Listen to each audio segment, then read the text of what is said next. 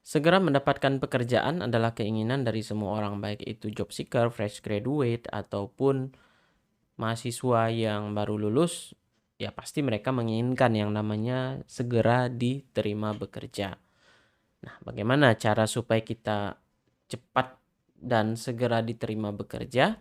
Kali ini kita akan bahas di konten ini. Namun sebelum mulai, jangan lupa untuk like, komen, dan juga subscribe serta share ke teman-teman yang membutuhkan supaya teman-teman kamu segera diterima bekerja.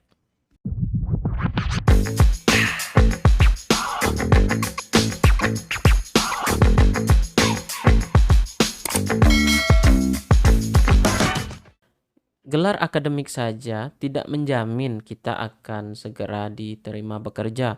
Tuh, bisa kita lihat masih banyak sarjana yang menganggur di saat ini. Artinya apa? Walaupun kita sudah bergelar sarjana, belum tentu kita akan diterima bekerja, dan itu juga bukan merupakan suatu jaminan kita akan diterima bekerja.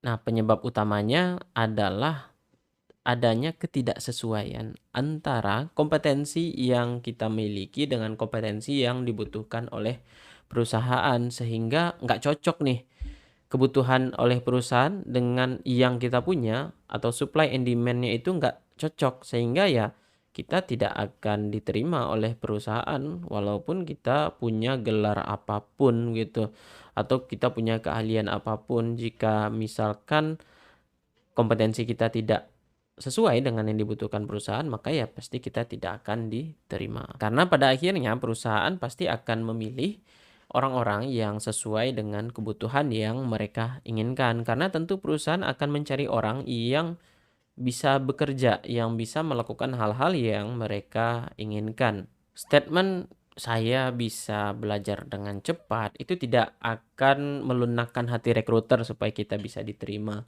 Karena jika misalkan kita perlu belajar untuk menguasai pekerjaan tersebut, artinya perusahaan akan rugi. Ya, kenapa rugi? Artinya kita tidak siap untuk bekerja. Ya, misalkan kita masih butuh belajar dulu untuk mengerjakan pekerjaan tersebut. Karena pada akhirnya perusahaan itu akan membutuhkan orang-orang yang siap kerja. Yang sederhananya ketika kita masuk, ya orientasinya nggak begitu lama lah, sehari atau 2 hari. Ya setelah itu kita bisa kerja dengan normal. Nah, itulah yang perusahaan butuhkan. Nah, jadi jika kita masih ngomong nih, "Wah, saya bisa belajar dengan cepat, saya pembelajar yang baik," itu nggak akan bisa melunakkan hati rekruter. Ya, karena pada akhirnya perusahaan akan nyari orang yang siap untuk bekerja, bukan yang siap untuk training, siap untuk orientasi. Ya, karena kalau misalkan orientasi, training, itu akan menjadi biaya tambahan bagi perusahaan. Dan perusahaan sederhananya akan lebih memilih membayar mahal orang yang siap bekerja daripada membayar biaya tambahan untuk training atau pengembangan diri karyawan yang baru tersebut, begitu. Ya karena belum tentu ada jaminan juga karyawan baru tersebut bisa bekerja sesuai dengan ekspektasi. Toh lebih pilih bayar mahal dikit jika misalkan ada karyawan yang sudah punya keahlian atau karyawan yang sudah siap untuk bekerja. Seperti yang disampaikan di awal tadi, perusahaan itu akan memilih orang-orang yang siap untuk bekerja, yang mereka punya skill, kompetensi, keahlian untuk segera bekerja sesuai dengan posisi yang mereka inginkan. Nah, oleh sebab itu ada beberapa cara nih yang caranya sebenarnya sederhana, tetapi nggak banyak orang yang menggunakannya, sehingga ya banyak banyak yang terjadi nggak diterima bekerja, begitu. Nah, apa-apa saja caranya? Yang pertama, pastikan tujuan karir kita terlebih dahulu. Sebelum menentukan tujuan karir juga kenali diri kita terlebih dahulu. Jangan sampai kita merasa salah karir atau salah tujuan karir, atau tiba-tiba di tengah jalan shifting karir, tapi shifting karirnya itu nggak ada semacam arahan yang jelas. Nah, jadinya sebelum kita mau segera diterima bekerja, ya kita tentukan dulu tujuan karir kita itu sebenarnya mau kemana. Kenali diri kita terlebih dahulu, kita ini sebenarnya siapa, ya sehingga kita mudah menentukan tujuan karir. Selanjutnya adalah cari mentor yang sesuai. Mentor tersebut adalah orang yang sudah selangkah atau 2 langkah di depan kita, namun dengan posisi yang sama. Jadi misalkan kita mau menjadi seorang mechanical engineer, ya cari juga seorang mechanical engineer namun lebih senior daripada kita atau secara posisi lebih tinggi daripada kita, sehingga kita bisa belajar nih dari mereka, apa saja sih yang mereka persiapkan dalam mengikuti proses rekrutmen, atau bagaimana cara mereka dalam memupuk kompetensi mereka supaya mereka bisa mengembangkan karir dan diterima bekerja sebagai seorang mechanical engineer. Selanjutnya adalah ini yang sangat jarang banget dikerjain oleh orang-orang, yaitu mengecek kompetensi yang dibutuhkan untuk karir tersebut. Nah, cara yang perlu dilakukan adalah itu tadi, mengecek kompetensi yang dibutuhkan untuk karir tersebut. Bagaimana cara mencari tahunya? Cari aja di LinkedIn atau di Jobstreet, itu mereka kan pasti akan buka lowongan pekerjaan. Nah, di lowongan pekerjaan tersebut baca dan perhatikan dengan baik-baik job requirement-nya apa, job description-nya apa, kualifikasi apa. Hal-hal tersebut yang disampaikan di lowongan pekerjaan tersebut itu sederhananya adalah kompetensi yang kamu butuhkan jika kamu mau apply di perusahaan atau di posisi tersebut. Nah, biasanya masing-masing posisi memang secara kasar akan berbeda antara satu perusahaan dengan perusahaan yang lainnya. Misalkan perusahaan manufacturing dengan perusahaan oil and gas, posisi mechanical engineer-nya itu ya pasti akan ada beda sedikit lah, tapi secara filosofis itu pasti akan sama. Nah, itu yang perlu kita pastikan, kita sesuaikan lagi dengan tujuan karir kita. Kita cek di informasi lowongan pekerjaan tadi itu, kita mau arahnya kemana, kita baca dengan baik job requirement-nya apa, kualifikasinya apa, job desk-nya apa. Nah, saat kita baca, kita penuhilah hal-hal tersebut tadi. Misalkan seorang mechanical engineer dibutuhkan yang menguasai atau menguasai software A misalkan. Nah, kita kuasai software A tersebut supaya kita bisa diterima di pekerjaan. Selanjutnya, selain mengecek lowongan pekerjaan, kita juga perlu mengecek orang-orang yang memiliki profil yang sama dengan yang kita inginkan. Nah, kenapa? Contohnya yang paling sederhana kita bisa cek di LinkedIn. Di LinkedIn itu kita bisa lihat track record-nya. Mulai dari dia lulus kuliah sampai dengan ya karir dia sampai saat ini itu biasanya kan sudah tercantum di LinkedIn. Dan juga yang perlu kita ketahui adalah kita bisa ngecek sertifikasi training atau pengembangan diri apa saja yang mereka ambil yang tercantum di LinkedIn. Nah, sederhananya kita bisa ngecek tuh.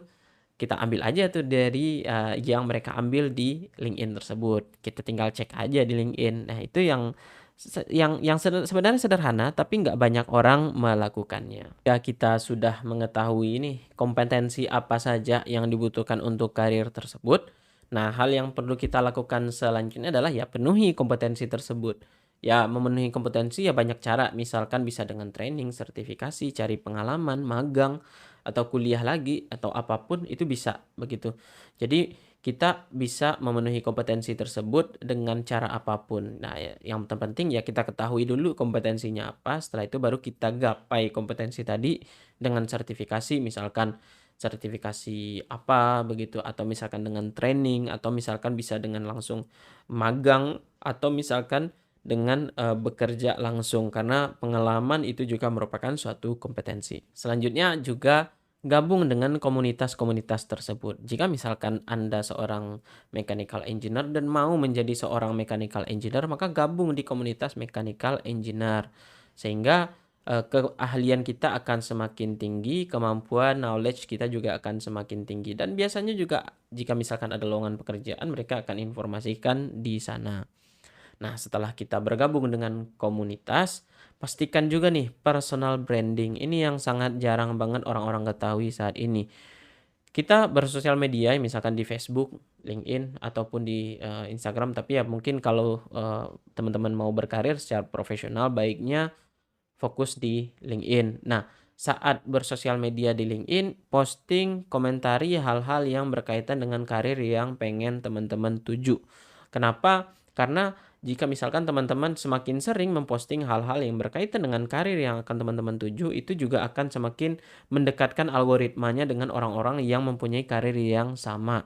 Nah, jika misalkan kita sudah terkoneksi nih dengan orang-orang yang mempunyai karir yang sama, tentu itu akan semakin memperkuat relasi dan networking kita juga begitu ya. Dengannya kemampuan keahlian kita bisa semakin tinggi, terus juga misalkan informasi lowongan pekerjaan juga kita bisa dapatkan dari mereka. Yang terakhir, ketika kita sudah memenuhi kompetensi tersebut, jangan lupa tuangkan di dalam CV. Nah, jangan sampai nih kita sudah memenuhi tapi kita nggak tuangkan di CV, ya recruiter nggak akan bisa identifikasi bahwa kita sudah memenuhi kompetensi tersebut. Nah, maka ketika kita sudah memenuhi kompetensi tersebut, ya tuangkan dengan CV dengan baik ya supaya si recruiter bisa mengidentifikasi kita apakah kita sudah memiliki kompetensi yang mereka inginkan ataukah tidak gitu. Nah, jadi pastikan kamu tuangkan kompetensi kamu di CV. Itu dia strategi supaya segera diterima bekerja, dan harapannya supaya teman-teman nih bisa mengaplikasikannya. Bagi yang mahasiswa bisa menerapkannya, mencari kompetensinya saat masih mahasiswa sehingga saat lulus bisa langsung diterima bekerja. Atau teman-teman yang sedang bekerja mau pindah perusahaan, ya pupuk dulu setahun 2 tahun, saat selesai dapat kompetensinya apply ke perusahaan yang lain bisa langsung segera diterima bekerja. Terima kasih pada teman-teman yang sudah menyaksikan, yang menonton video ini dari awal sampai akhir. Semoga bermanfaat kepada teman-teman semuanya. Jangan lupa untuk like, komen, dan juga subscribe, serta share ke teman-teman yang membutuhkan supaya nggak ada lagi nih teman-teman yang nggak diterima bekerja. Jangan lupa jika misalkan ada kritik, saran, silakan ketik di kolom komentar atau via DM, bisa juga melalui @rahimisnanalhilman di LinkedIn dan juga via DM Instagram di @rahimisnan. Sampai jumpa di konten-konten selanjutnya.